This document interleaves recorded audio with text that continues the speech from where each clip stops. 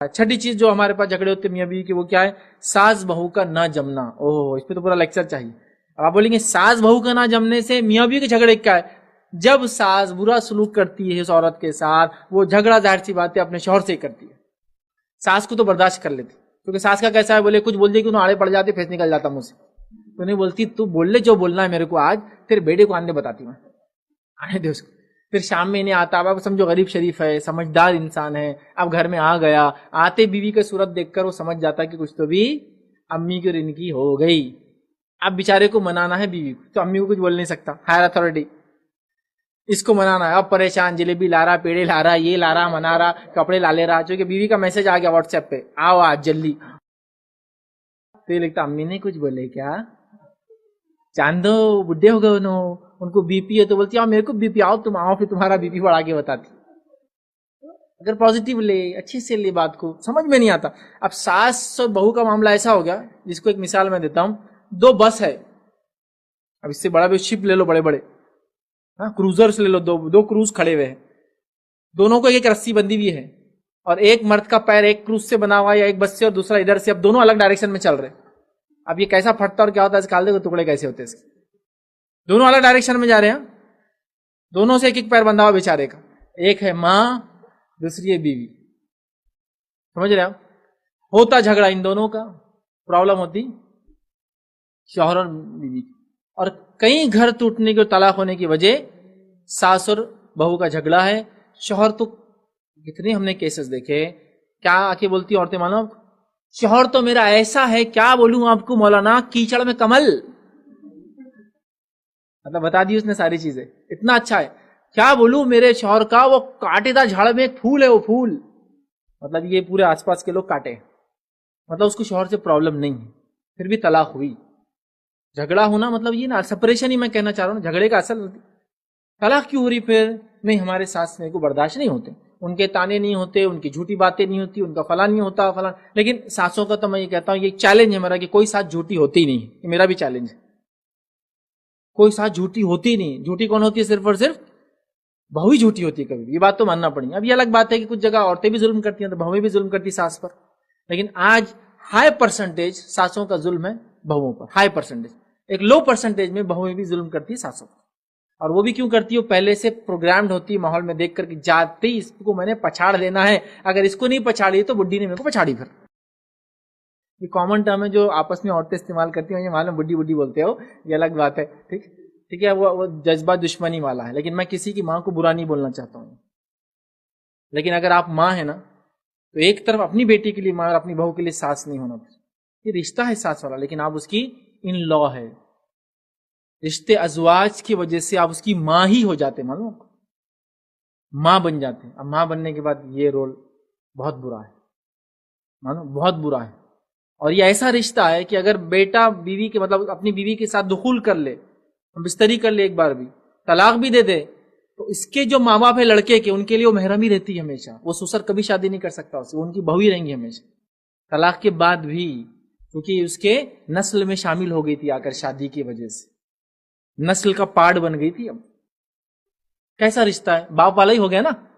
نسبتی باپ بولیں گے ایک طرح سے، نسبتی رشتے ہو جاتے، نسبتی بھائی سالہ، شادی کی وجہ سے رشتہ بن گیا.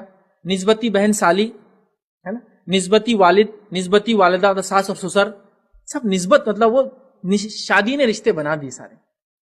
کیوں آپ ماں کا رول ادا نہیں کر رہے؟ نسبتی ماں ہیں آپ اس کی، پورے پرابلم کی جڑ بنے ہوئے آپ. میں یقیناً کسی عورت کو برا نہیں کہنا چاہتا ہوں، کسی کی والدہ کو برا نہیں کہنا چاہتا. کچھ لوگ نے تو دیکھیں بولے میرے امی کے بارے میں بول رہے فیصلے، نہیں، ماں ہونے کے ناطے ہم عورت کا احترام کرتے ہیں، اور ہر عورت کا احترام کرتے ہیں، چاہے جس بھی اس میں ہو. لیکن یہ ایک عورت جب ظالم بن جاتی ہے نا، تو ہم اس کا احترام نہیں کر سکتے، کیونکہ دونوں کے اپنے اپنے حق ہے بھائی. اسلام یہ نہیں کہتا کہ ساس اپنی ماں ہے تو اس کو سر پہ ایسا چڑھا لو کہ بیوی پیر کی جوتی ہے. بالکل غلط، بالکل غلط. 100% سے بھی زیادہ کچھ ہوتا تو اتنا غلط. کیا آپ کو ایسی کسی نے اجازت دی کہ ایک عورت جو آپ کی والدہ، اس کی عزت بچانے دوسری عورت کی پوری عزت نکال دے؟ نہیں دیتا آپ کو اسلام. اگر ایسا کوئی بھی مذہب کریں گا تو وہ ظالمانہ مذہب ہے. میں بول رہا ہوں آپ کو، ظالمانہ مذہب. تو اسلام تو انصاف پسند دین ہے بھائی. لیکن ہوتا یہ کہ اب یہ دونوں کے جھگڑے پرابلم ہوتی ہے شوہر کو، اور پھر وہ آتا ہے پھر سارے جھگڑے ہوتے ہیں، وہ اس سے لڑ پڑتی ہے.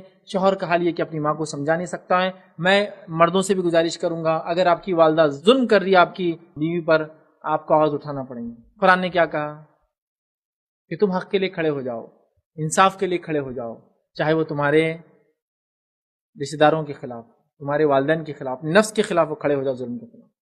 بولنا پڑے گا امی مسٹیک ہو رہی، اصلاح کی ضرورت ہے امی. بالکل اچھے سے، بیوی کے سامنے مت بولیے، خاموشی میں الگ سے، ورنہ پھر جھگڑے ہوں گے، ہم دونوں الگ ہو جائیں گے. نہیں ہو سکتا. تو ماں کے لیے کوئی الگ ہونا سوچے، وہ ماں بھی نہیں وہ میرے بیٹے کا خیال نہیں رکھتی، بیٹے نے بولنا چاہے اس کا خیال رکھتی نہیں رکھتی، تم نہیں ہوتے بولنے والے. کوئی عورت اس کے شوہر کا خیال نہیں رکھتی یا رکھتی، وہ اس کا مسئلہ ہے. اب دیکھیے ایک بیوی ہے، بیوی اور شوہر کا رشتہ کیسے ہونا چاہیے؟ ہم کو تو یہ سکھایا گیا پرانے زمانے میں، یہ رشتہ ہونا چاہیے غلام اور آقا کا، کہ آتے ایسا جھک کے یوں کرتے پیچھے چلنا اس. آئیے میرے آقا بیٹھ. میں کہتا ہوں میاں بیوی کا رشتہ، ہاں شوہر کا مقام بڑا اونچا ہے، اس میں کوئی ڈاؤٹ نہیں، لیکن اونچا مقام کا مطلب یہ نہیں کہ یہ دونوں دوست نہیں رہ سکتے. اب شوہر گھر پہ آیا، بیوی نے کچھ مذاق کر لی، کان کھینچ ڈالی، پانی کی جگہ کچھ دے دی، فلاں کر دی، ماں کو پتہ چل گیا، ہاں تم ایسا شوہر کے ساتھ کرتے، شوہر کی بے عزتی. میرا اب وہ دونوں کچھ بھی کرنا، تمہارا کیا جا رہا؟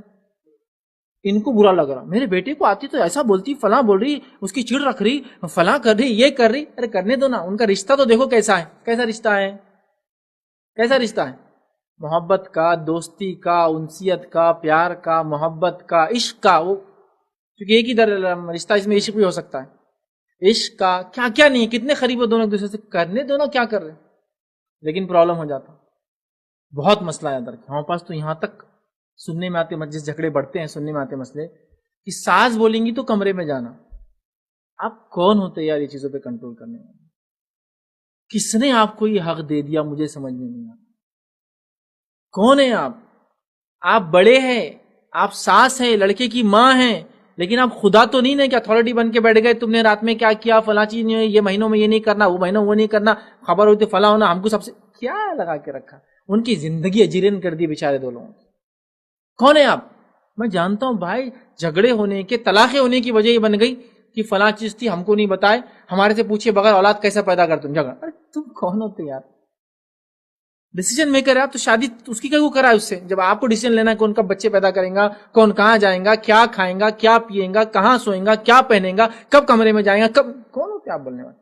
ہاں ضرورت کے تحت ظاہر سی بات ہے، امید کرتا ہوں لڑکیاں بھی اس بات کو سمجھیں کہ وہ آپ کی سانس ہے تو ماں جیسی ہے، تو آپ کی ماں بیمار ہے تو ظاہر سی بات آپ کیا کریں گے، آپ کی ماں کو تکلیف ہے تو آپ کیا کریں گے، وہ سب کریں. لیکن میں یہ چاہ رہا ہوں کہ بڑوں کی طرف سے پہلے پہلو اور چھوٹوں سے توقع بعد میں رکھی جائے.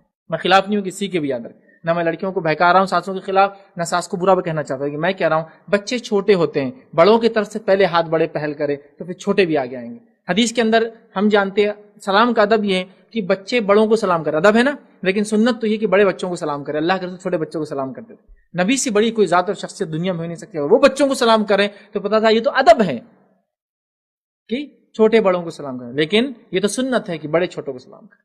لیکن اس بات کو کوئی بہو ریزن نہ کرے. فیض بھائی نے خود بولے دیکھو امی اب تم سیدھے ہو جاؤ پہلے، میں تو نہیں ہوتی. نہیں ایسا نہیں، آپ بھی آگے بڑھیے، وہ بھی آگے بڑھیں گے. لیکن عموماً چونکہ ساسوں کا ظلم زیادہ ہے اس لیے میں وہ ون سائڈ کر رہا ہوں. لیکن عورتیں بھی اس طرح کا ظلم کرتی یاد رکھیں، لیکن اس سے شوہر بھی جھگڑے نہیں ہوتے یاد رکھیں. اس وجہ سے میں وہ پوائنٹ کو یہاں کور نہیں کر رہا ہوں. ساس بہو کا ٹاپک ابھی بھی باقی ہے. 3 سال سے کوشش کر رہا ہوں، اب تک کسی نتیجے پہ نہیں پہنچا ہوں، کیونکہ امبیلنس ٹاپک میں بنانا ہی چاہتا ہوں.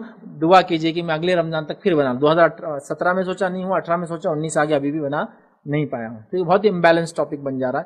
خیر اس کو بیلنس دینے کی ضرورت ہے. دعا کیجیے اور آگے ہم بنائیں گے.